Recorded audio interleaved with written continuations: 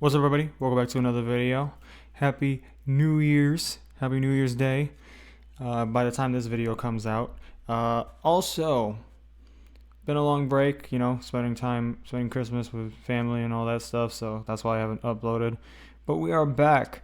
Also, I think this is like second or third thing. My fucking headphones broke, bro. So I had to do some smart shit with it. So yeah, gonna get new headphones soon though. I had these headphones for a while, so I'm not surprised that they broke, but they still work, which is a blessing in disguise.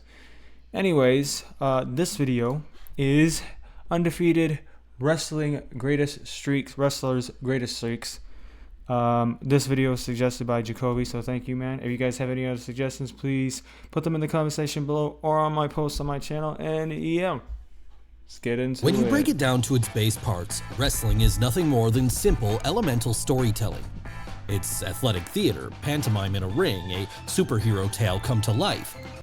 Don't worry, your suggested videos will be reacted to. It does take time because I have other stuff like life stuff to do. So, and when it comes to which stories it can tell, well, there have been a few which have constantly worked over the decades. Take the good guy overcoming the odds, for example, something which has gone well for the likes of Bryan Danielson, Mick Foley, or Rey Mysterio in the past. And if that doesn't work, you could always try faction warfare, something which led to the rise of great feuds like the NWO versus WCW, DX versus the Nation of Domination, or the Shield versus the Wyatt family.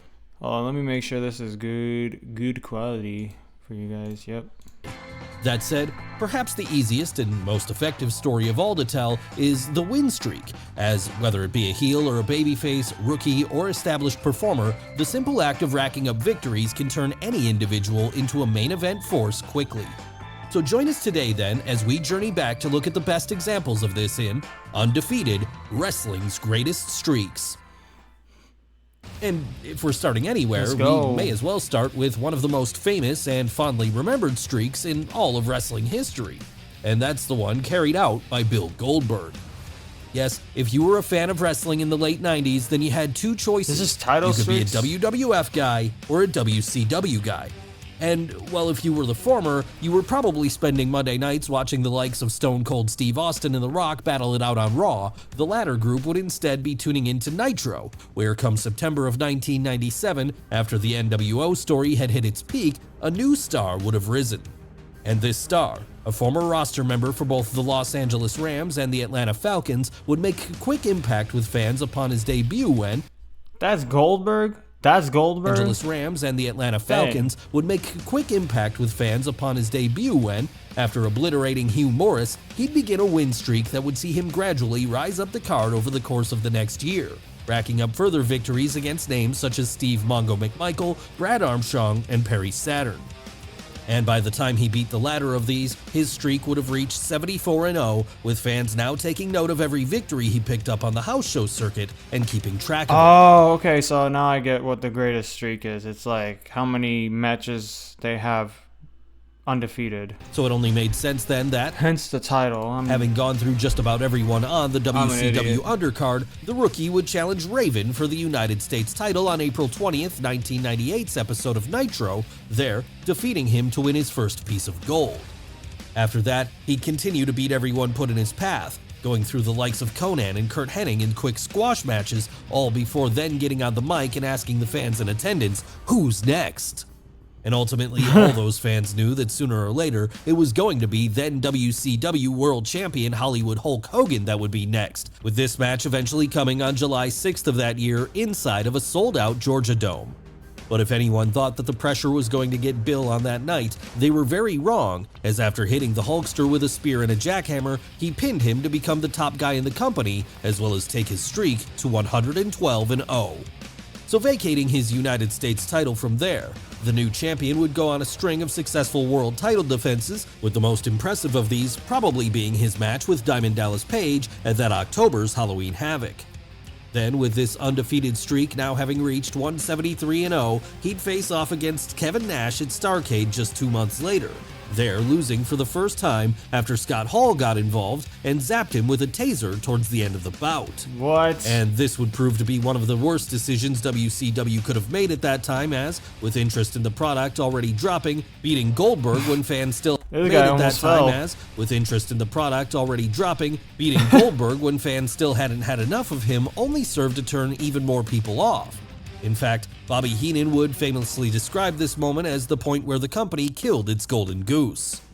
Unsurprisingly then, WCW would be dead just 3 years later, and while Goldberg would eventually come to WWE and have a run there in 2003, it wouldn't be until 2016 that Vince McMahon figured out how to best use the former WCW champion when he brought him back and had him absolutely demolish Brock Lesnar in under 90 seconds. And while his streak was long gone by this point, over on NXT, another star was building up one of her own, and that was Asuka.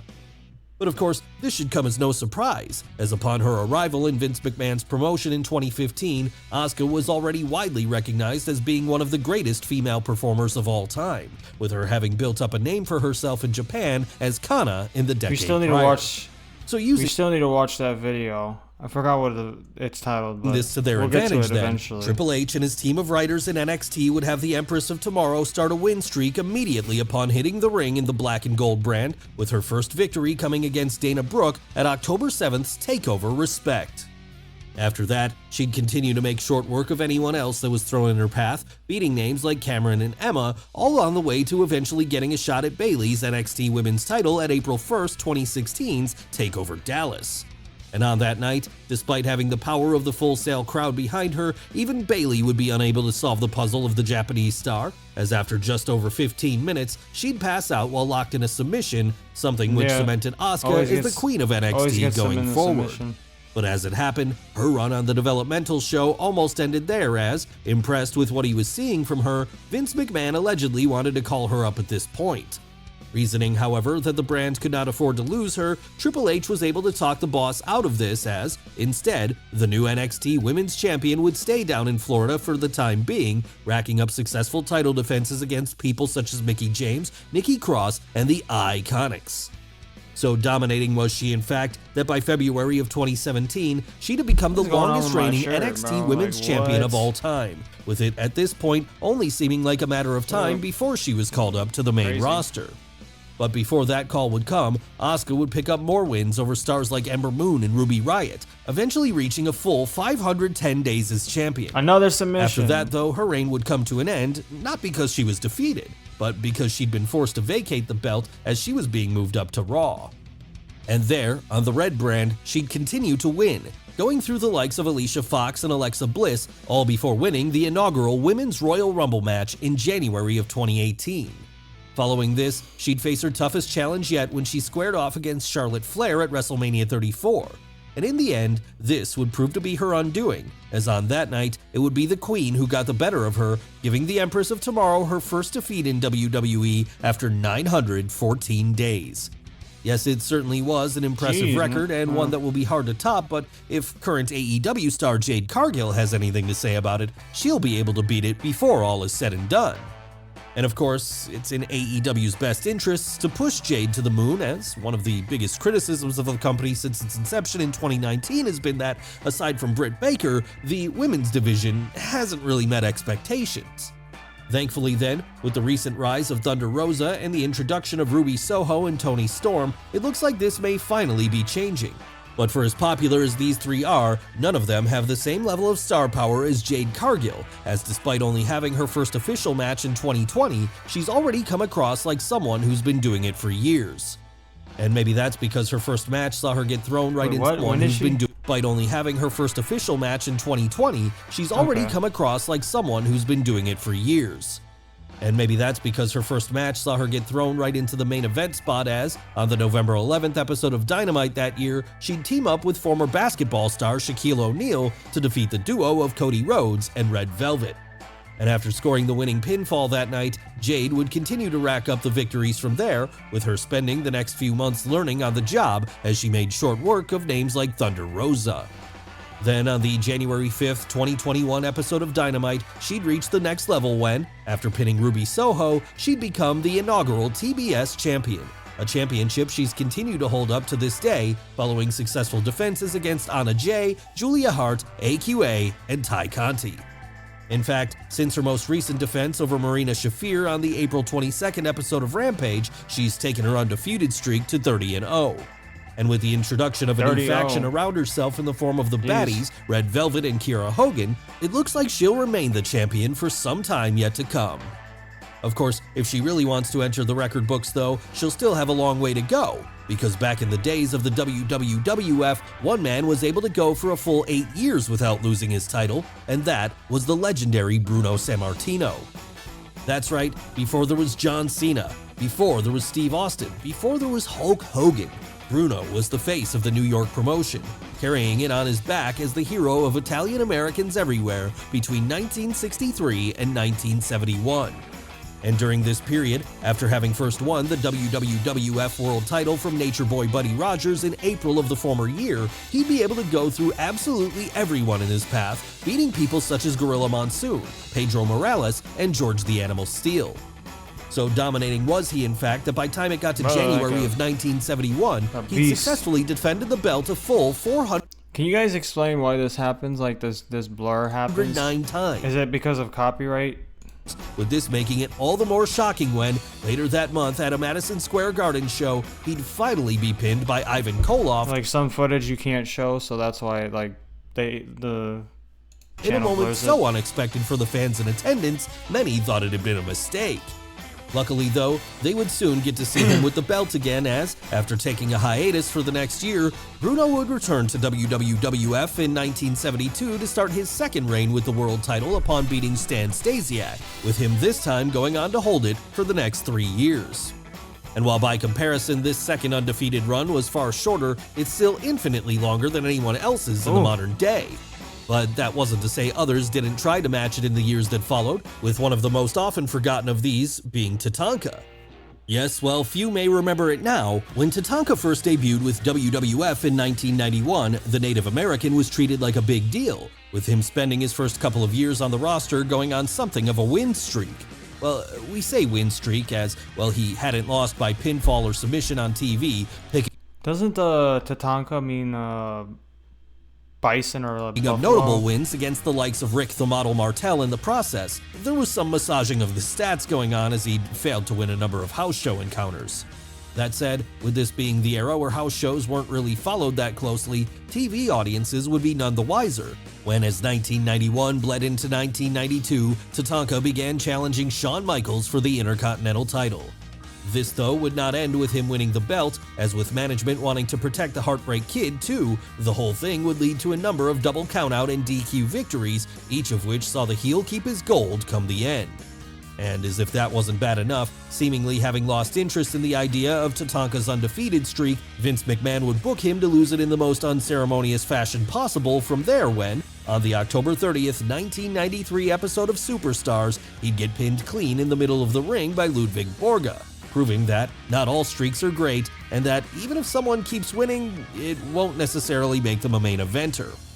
But of course, it's not just individual wrestlers who can go on undefeated streaks as, just a couple of years later, WCW would start their own run of victories when, for 83 weeks in a row, they'd dominate the Monday Night Wars.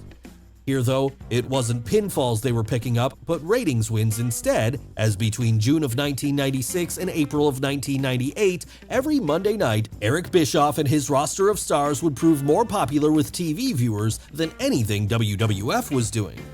And part of the reason for this was that, while Vince McMahon was still struggling to move away from the cartoon era of wrestlers with jobs, WCW were riding high with the groundbreaking NWO storyline that saw a new level of reality be brought to the show, as Hulk Hogan, Scott Hall, and Kevin Nash staged a hostile invasion of the company. On top of that, there was also the intrigue of Sting, someone who had painted his face white and taken to sitting in the rafters with a baseball bat every week, all while there was simultaneously excellent cruiserweight action on display from the likes of Rey Mysterio, Chris Jericho, and Eddie Guerrero. Come the dawning of the Attitude Era following WrestleMania 14, Jericho and taken to sitting in the rafters with a baseball bat every week, all while there was simultaneously excellent cruiserweight action on display from the likes of Rey Mysterio, Chris Jericho, and Eddie Guerrero. Come the dawning of the Jeez. Attitude Era following WrestleMania 14, however, the 83-week run of victories would finally come to an end when WWF picked up a win after teasing a Steve Austin vs. Vince McMahon match on the April 13, 1998 episode of Raw. And after that, it would be a gradual decline for Eric Bischoff's show, as with the NWO angle growing stale and stars like Austin and The Rock becoming mainstream names over on the other channel, WCW would end up going out of business just 3 years later, eventually being bought out by Vince McMahon himself in the greatest irony of all. But even if it didn't end well, they can still hold claim to being the only company to ever defeat main roster WWE for an extended period of time. And while this represents a high point in the history of wrestling streaks, it should be noted that not all streaks are winning ones. No, in fact, occasionally, some poor performer will have the unfortunate duty of going through the least desired of all storylines, the losing streak. And in recent years, perhaps no one had a more memorable losing streak than perennial jobber to the stars, Curt Hawkins. But what some may find surprising about this one is that it almost never happened at all. In fact, Hawkins has since gone on to discuss in interviews that, early on in his legendary losing streak, one of the show's writers had pitched for him to beat Heath Slater on an episode of Main Event. Realizing there was potential in the idea of a record-breaking string of losses, however, he was able to get this finish changed, as from there, he would go on for a full 3 years between 2016 and 2019 without picking up a single win. And during this time, while he was eating pins for everyone Losing and anyone streak? on the roster, Curt would start playing up to this part of his gimmick, with his merchandise even starting to show off the fact that, by June of 2018, he was 0-200. Oh my god. Oh my gosh, bro. Okay. After that, the losses would continue to pile up, with fans now wondering when this legendary streak would come to an end. And as it happened, WWE were saving this for the biggest Look stage at how possible, many. as at WrestleMania 30. Oh my gosh, 35 bro. on April 7th, 2019, Hawkins would team up with his real-life friend Zack Ryder to challenge the Revival for the Raw Tag Team titles. And on that night, after 269 straight losses, the underdog was able to finally overcome when he pinned Scott Dawson to score the win, not only ending his streak, but making him a tag team champion too. Of course, Curt Hawkins is not the only figure who's undergone a lengthy losing streak in WWE over the years though, as way back in the Attitude Era, while the big stars were racking up wins week after week, down on the lower card, a certain someone was doing jobs on the regular, and that was Gillberg. But there's a reason for this one, as being asked to play a parody of what Goldberg was doing over on the other channel, Dwayne Gill would flip the script on that figure's iconic win streak and instead undergo a series of losses, with the first of these coming upon his reintroduction to the company at the Survivor Series 1998 Deadly Games tournament. And after being beaten by Mankind that night, Gill would have a brief run of good luck when he defeated Christian to win the light heavyweight title. Upon losing this a few weeks later though, it would be off to the races as, once he joined up with the Job Squad, a collection of undercard wrestlers made up of Al Snow, Too Cold Scorpio, and Bob Holly, Gillberg would rack up loss after loss after loss. And of course, while he was doing this, he would continue to mock Goldberg through his entrance and mannerisms, with him getting sparklers instead of fireworks at the rampway whenever he first came down to the ring, and even a new catchphrase for himself, "Who's first?" But as with all good things, this streak would eventually have to come to an end too, and while he was originally planned to go Like 0-173 parody mirroring movie. Goldberg's win streak, in the end, Dwayne Gill would score a win over Goldust on the February 8th, 1999 episode of Raw, there breaking his string of bad luck, as after that, he'd go on a 15-month-long run as light heavyweight champion when he retained the title in 2000. And that then brings us to the end of our list, because with all the great streaks covered, there really is nowhere else to go now. Well, we suppose there is one more we could look at, perhaps the greatest streak in all of wrestling history, in fact. Yeah. Yes, while others have gone on win streaks that have lasted for months and even years, no one has been able to go on the near quarter-century series of victories that The Undertaker had at WrestleMania. It's become so synonymous with him by now that if you look at only that. know one thing That about the outline. dead man, it's probably the fact that he went undefeated at the Showcase of the Immortals for so long. But it wasn't always planned that way, of course, as during the first decade or so, it was pure coincidence that he never lost.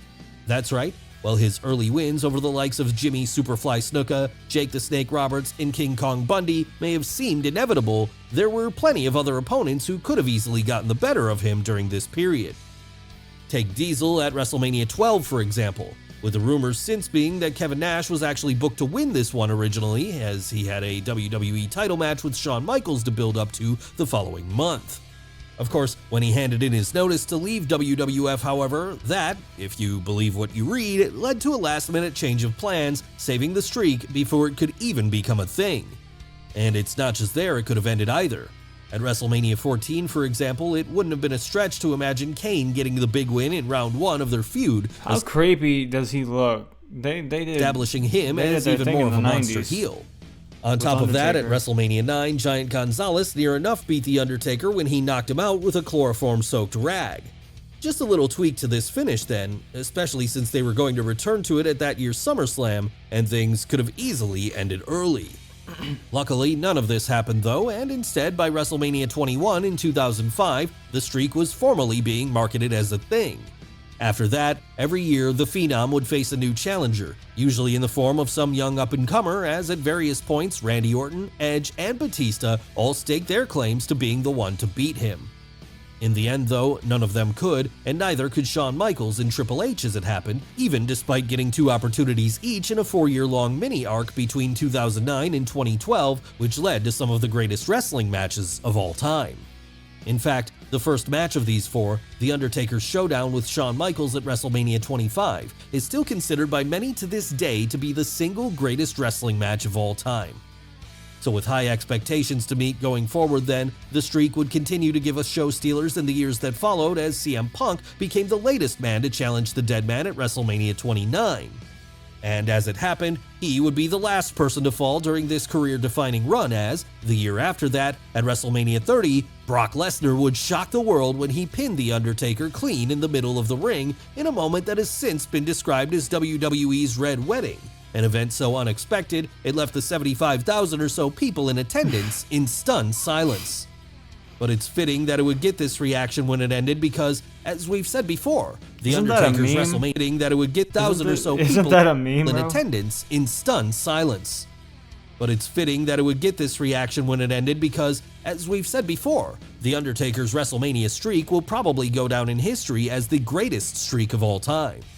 Not that the others on this list are any slouch though, as between them, they each prove that if you really want to get people invested in something in wrestling, you don't have to reinvent the wheel. All you have to do is have someone win or lose until people start caring. Well guys, what did you think of the video? Damn. I didn't know that they were going to incorporate a losing streak too. Bro had how many tallies on his shirt? Look at this. He had so many tallies on his shirt. Anyways, yeah, I enjoyed this video. Thank you, Jacoby, for suggesting this video. If you guys have any other suggestions, obviously put them in the comment section or on my post on my channel. And yeah, please like, subscribe, and I'll see you guys in the next one. Peace out.